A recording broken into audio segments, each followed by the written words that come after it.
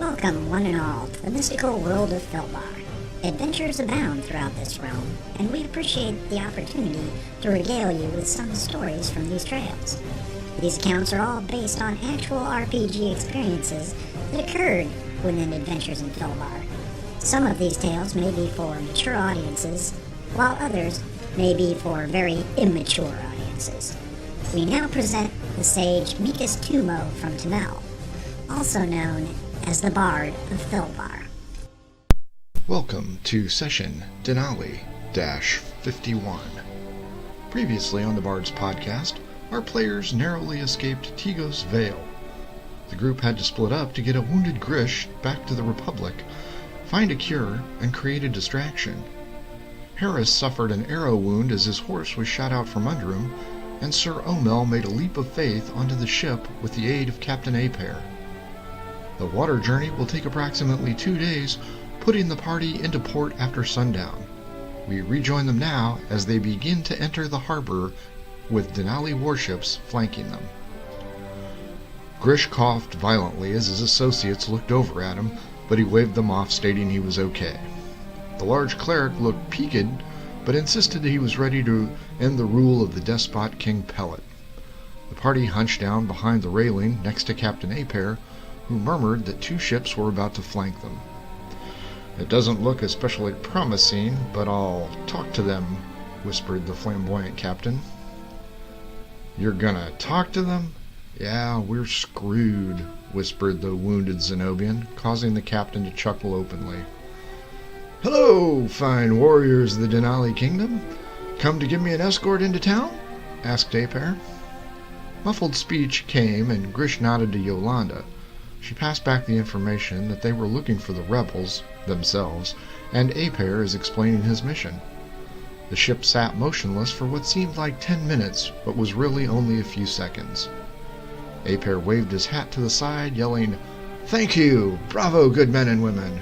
Bravo! You are a credit to your people!" And the ship began to move towards the dock. "They buy it?" asked Grish, bringing a guffaw from the colorful shipmaster. "Of course they bought it. I could sell air to an albatross, if I had to, little one."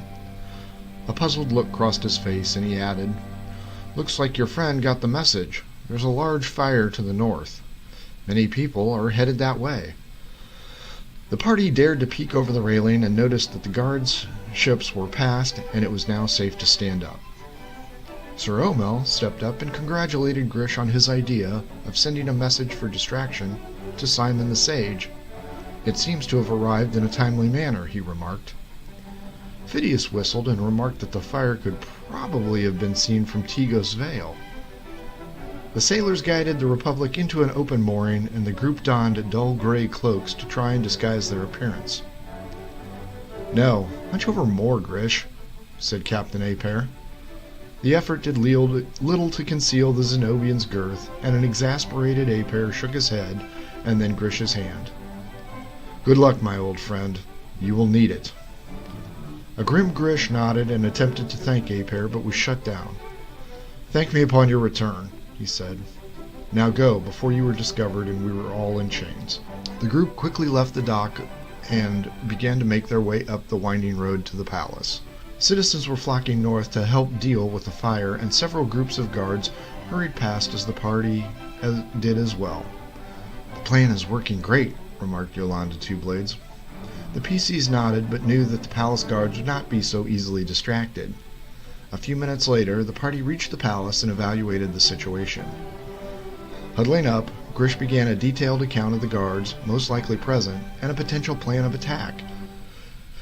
He surmised that if they could enter the main hall and deal with a dozen or so guards present, if luck was with them, they could use the secret entrance to move up to the throne room that they had exited previously.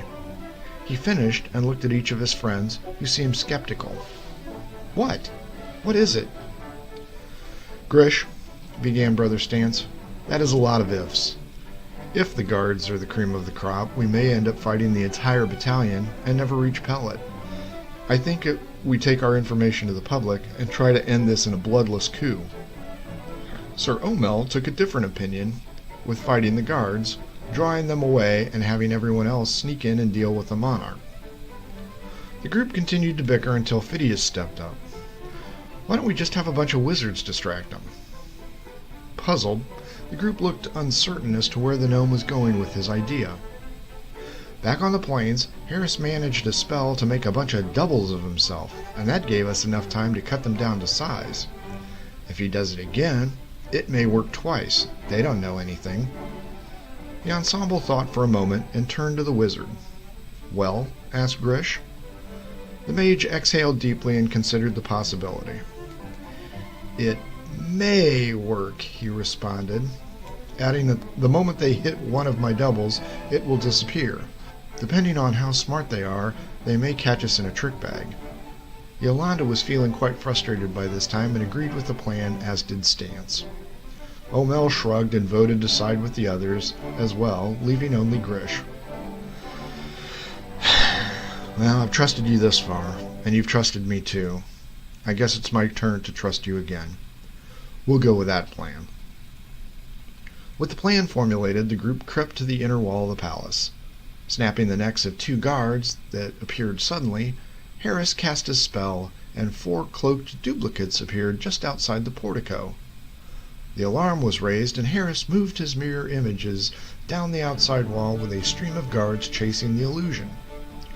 Grish motioned to Phidias, who had already gone into the main hall, followed by Yolanda, Stance, and Omo. "Come on, mage!" he yelled, but Harris continued his illusion until the last moment, then followed Grish in. The group quickly arrived at the secret door with 1 dead guard and dragged the unfortunate into the concealed stairwell. Rapidly rising, the party found themselves in the middle of the throne room where a smug King Pellet sat on his throne clapping. "Well done, heroes," he mocked. "But it will do you little good, for I am far too powerful." He dropped his own illusion, and the hideous visage of the fiendish Arcanoloth was finally exposed. He pointed to the 3 doors, and each locked at a motion at the flick of his wrist. "Now you die," he said as he sent lightning towards them. The blast knocked all off their feet, but Grish quickly got up and rushed the regent, but was stopped in his tracks by a blast of ice emitting from the Arcanoloth's hand. Horrified, the group looked on, while Pellet laughed heartily. "So close, my old friend, so very close." The Arcanoloth uttered a few more words, and a glowing weapon appeared in his hands. A quick stroke, and the ice sculpture of Grish shattered violently and scattered pieces across the floor, killing the cleric instantly. Sir Omel lurched into action and smashed into his friend's torso as Phidias moved around the edge of the room. Pellet was taken to the ground by the large knight, who quickly found himself being tossed by the Arcanoloth. Phidias moved in and stabbed the creature twice before being smacked down. Omel regained his footing as Stance launched himself across the room with a flying kick. Pellet swirled around, smashing the monk backwards, sending him skidding towards a still stunned Yolanda. The Arcanoloth picked up the unconscious body of the gnome and began to pummel Sir Omel, repeatedly battering him severely until he too lost consciousness. The amazing strength of the Arcanoloth had Yolanda Two Blades in complete fear as she kneeled down in disbelief. With the rest of her party out of commission, she rose in grim determination. She spun around and hurled one of her blades right through the creature. A moment elapsed, and a smile crossed her lips, but quickly faded as the Arcanoloth laughed, and he pulled forth her blade and let it drop to the floor, clattering. "You and your friends do not possess the power to even hurt me, mortal scum. Are you ready to die?" He leaned over and grabbed a dagger from Phidias's belt. "Ah, this was meant for Grish, but I will give it to you instead." The Arcanoloth launched the weapon as a missile, and it struck Yolanda squarely in the chest, sending her against the back wall from the force. A bright light began to emerge from the core of the creature, and a look of abject fear took over his face. The Arcanoloth fell to its knees, yelling out loudly, "No!" until the light took over his entire body, and the fiend was blinked from the existence and his crown clattered to the floor.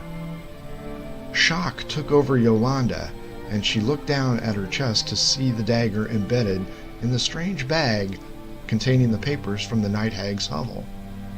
She pulled the bag from her body, dropping it to the floor, and it dissipated into the marble flooring.